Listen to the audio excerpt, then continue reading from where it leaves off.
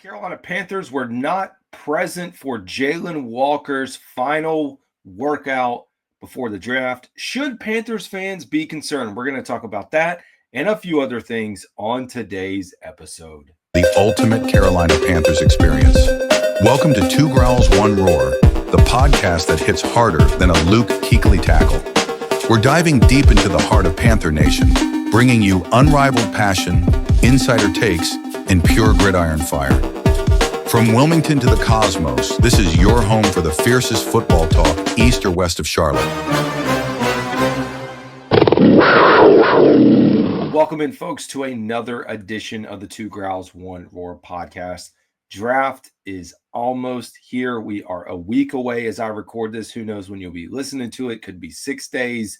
We're close. We are right on the brink. And for those that are following along, I am doing a mock draft per day leading up to the draft. So you can go out and watch that content. But we are here today to get you caught up on the latest Panthers news. A few stories that are coming in, and probably the first one on here, maybe the most surprising for the last, 3 or 4 days, maybe even longer than that. So we have a report from Mike Kay of the Charlotte Observer.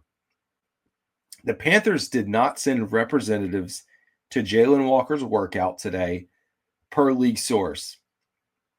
Carolina, as GM Dan Morgan said Tuesday, has already made the determination that Walker is an outside linebacker in their system. And then Mike Kay, if you're watching on Spotify or YouTube, gives a link to his article. Always great content. But where exactly were the Carolina Panthers? I posted a response to this tweet when it came out, and I used Smokey the Bear. Where there's smoke, there's fire. So my question is this a smoke screen for the Panthers to make people think that they are not interested? Are they trying to maybe maneuver this in a way that they didn't really do last year? Because they showed everyone their cards last year with Xavier Legette. Pretty much made it known. He made it known. And of course, we all kind of like, oh yeah, everyone says that, we're going to get you if you're available. Well, yeah. Panthers ended up scooping up Xavier Legette. We all remember.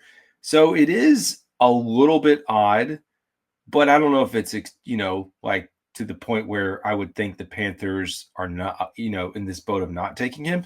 It could be that they're just satisfied. They've seen enough. You would think they'd want to see him work out, considering that when they first went to see him, he was unavailable for Georgia's Pro Day. So maybe there would be an appetite to see, like, is he improved? Is he doing okay? How's recovery? Not that there was anything major going on, but I don't know. Now, we do have a clip of the pro day. Well, it's not really a pro day, but of his workout today. He looks good. And for someone like me who it fluctuates in the Jalon Walker camp, there's no doubt he looks good. I think it's just the size for me. I cannot overcome it. If the Panthers draft him, you guys know I will. We'll find a way to remain positive, the same way we remain positive about Bryce Young and his size when he was drafted. We'll get through it. I'm just not ready for it right now. But let's take a look at this clip. This dude is moving around. We'll throw it up here for those that are watching so you guys can see it.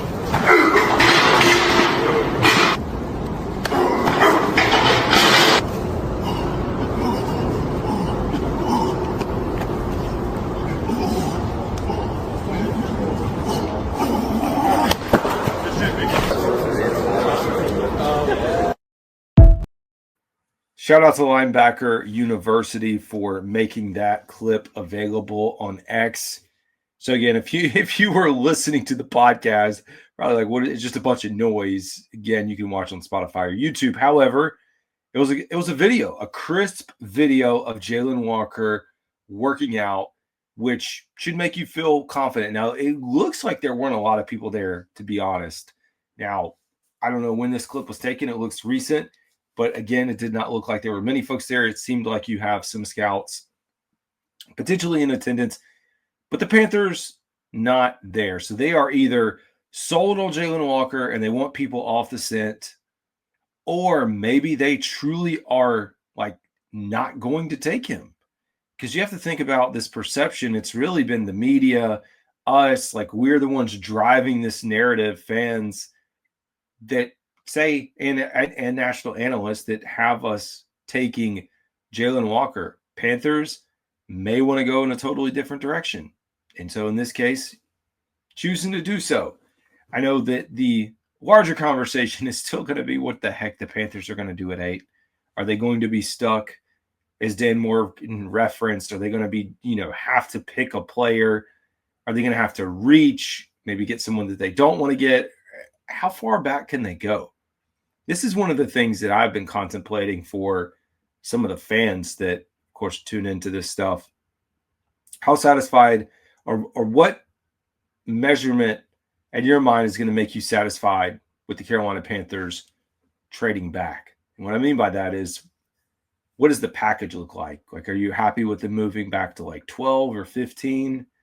Are you upset if they go back to 20, but maybe they get a second and a third? I don't know if they would be able to get that much. For me, I feel like staying in the teens, maybe even 17, 18. The Panthers are a bad enough football team to where they at least need to be in the range to get, we talk about this draft as a draft where you can get a starter in 5, 6, 7, down to 18 or 19, about the same. So I don't want them going too far out and putting themselves in a bind just so they can get picked 21, 39, 40, and or of course pick 57. Like, just because you can scoop up another additional, you still need because even though the draft isn't as good as we want it to be, there's still top end talent within the first 18, 19, 20 guys. And the Panthers need a starter. So I think for me, if we are setting the bar, it's got to be going into that 21, 22, 23 range. That's where I sit. Love to know what you guys think about that. Now, I don't think this is really like exciting news. I mean, it kind of is, but it isn't. But it's nothing like earth-shattering. The NFL has announced their list of former players and existing players, or those associated with the teams that are going to be making the picks up in Green Bay, Wisconsin for the NFL draft. And Chuba Hubbard has been confirmed that he will be on site to help announce the Panthers' day 2 selections at the 2025 NFL draft. Remember, day 2 is your second and third round. How many picks will that end up being for the Panthers? Well, I guess we're going to have to find out. What I don't know is if he's going to announce every pick. The way that you read the publication that came out is that he would be. But it's cool, man. It honestly is cool. It's one of those things, especially when they bring back the legends. For me, that is a very cool moment. Like, I just think of it for the guys that have worked so hard. Like, sure, there's a big percentage of these guys that are not going to pan out on whatever team they're going to. But in the moment, having a current player, or, I mean, just think back to Thomas Davis. They just posted it when Thomas Davis announced Christian McCaffrey being drafted by the Carolina Panthers. Those things are cool. I do like those. I don't think they're cringy as long as they're not overdone. And we know, like, day 3 gets crazy with like fan of the year announcements, or sometimes they incorporate the fan of the year, international fan of the year, or general fan of the year, and a bunch of other folks and just random people.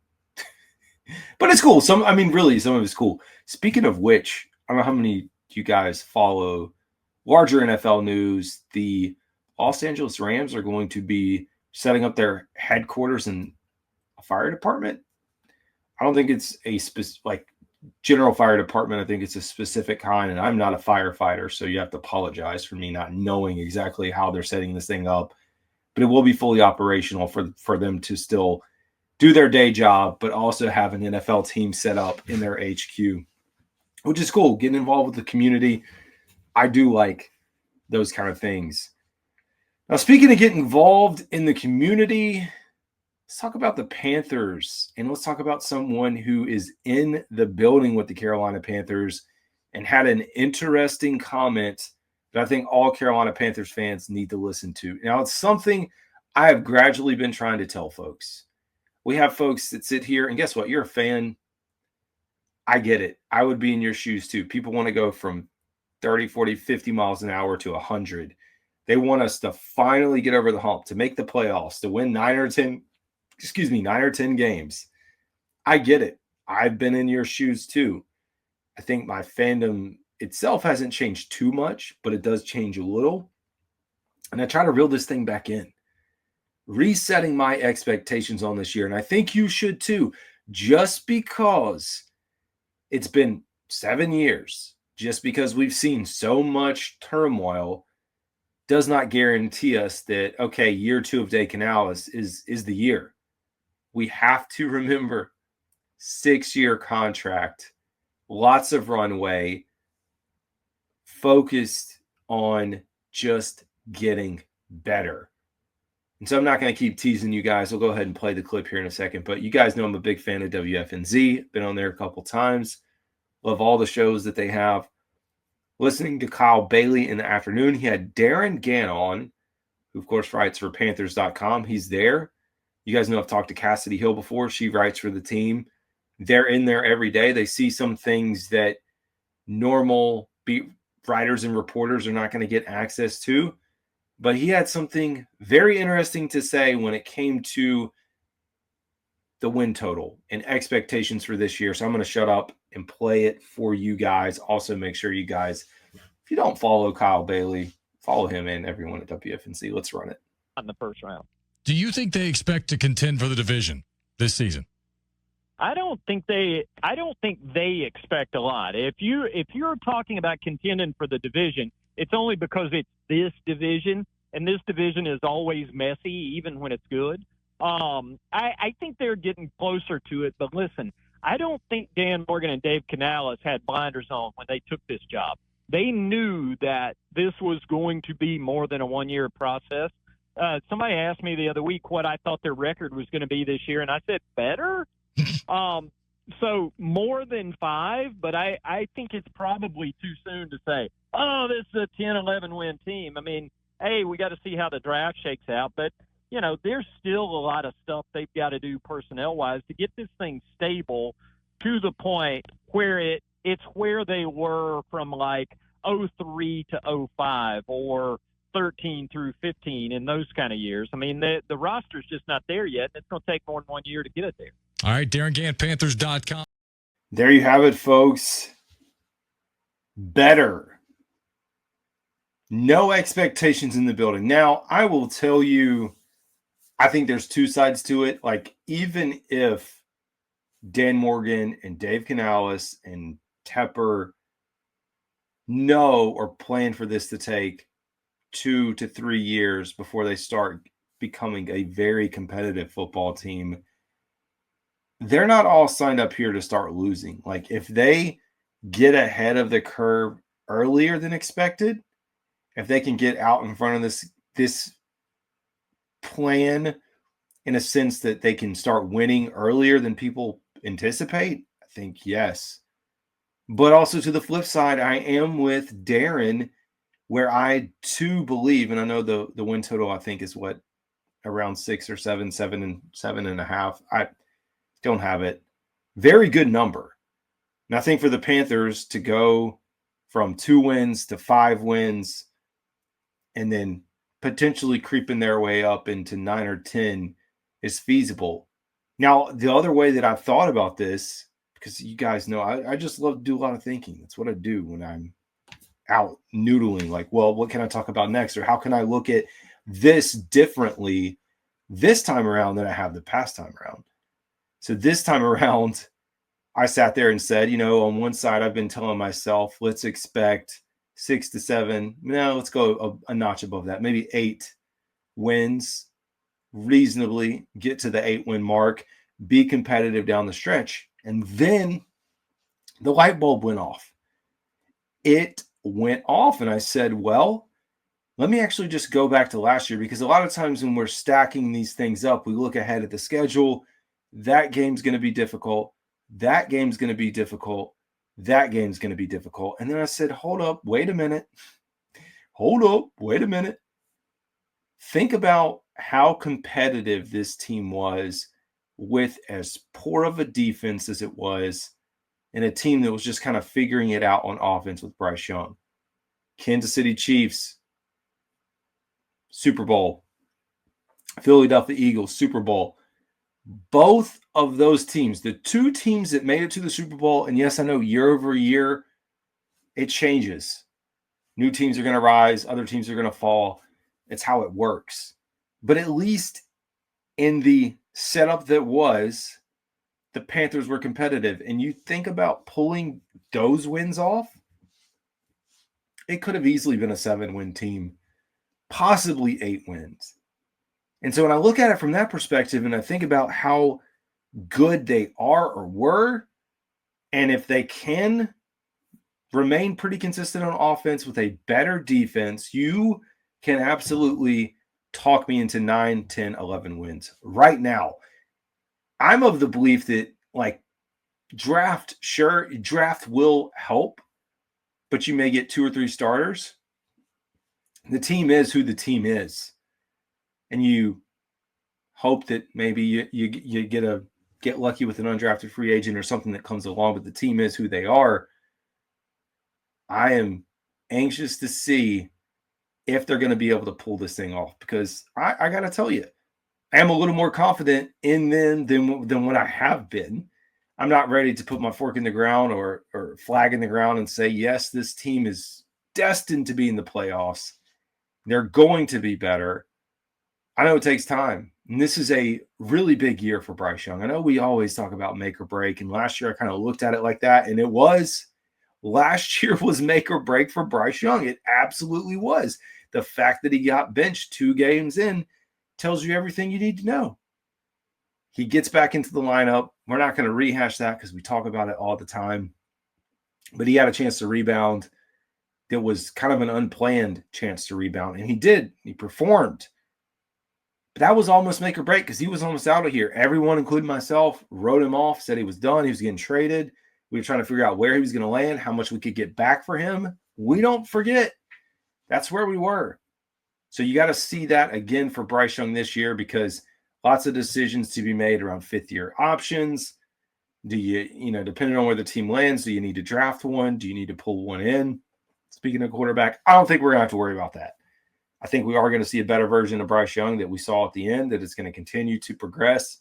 And he should be one of the top 15 quarterbacks in the NFL heading into next year, which should be exciting as long as his defense is there. So anyways, that is going to do it for today's episode. As always, this is Carolina Dad. Y'all have a good one.